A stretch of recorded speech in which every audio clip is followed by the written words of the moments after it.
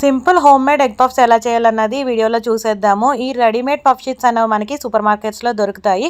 ఎగ్స్ని ఇలా బాయిల్ చేసుకుని హాఫ్ కింద అయితే కట్ చేసి పెట్టుకోవాలి. మీకు ఎన్ని ఎగ్ పఫ్స్ కావాలంటే అన్ని పఫ్ షీట్స్ తీసుకుని వీడియో క్లిప్లో చూపిస్తున్న విధంగా ఎగ్స్ని అయితే ఇలాగా కట్ చేసి పెట్టుకుని ఉప్పు కారం అయితే వేసుకోవచ్చు. మీరు లేదు కర్రీ కావాలంటే ఆనియన్ మిక్స్ ఉంటుంది కదా, ఆనియన్ మిక్స్తో కర్రీ కూడా చేసుకోవచ్చు. ఇక్కడ మేమైతే మిల్క్ తీసుకున్నాము. వీడియో క్లిప్లో చూపిస్తున్న విధంగా స్టిక్ చేసుకోవటమే. ఎగ్ వాష్ అంటే ఎగ్ వైటా? ఎగ్ ఫుల్ ఎగ్ బీట్ చేసి వేసేసుకోవచ్చా? కానీ అంత ఫినిష్ అవ్వదు, మన తక్కువ కదా అనుకో. ఎంతసేపు? జస్ట్ 250 degrees సెంటీగ్రేడ్ పెట్టేసి జస్ట్ 20 minutes వరకు చాలు. వావ్, యమ్మీ యమ్మీ ఎగ్ పఫ్.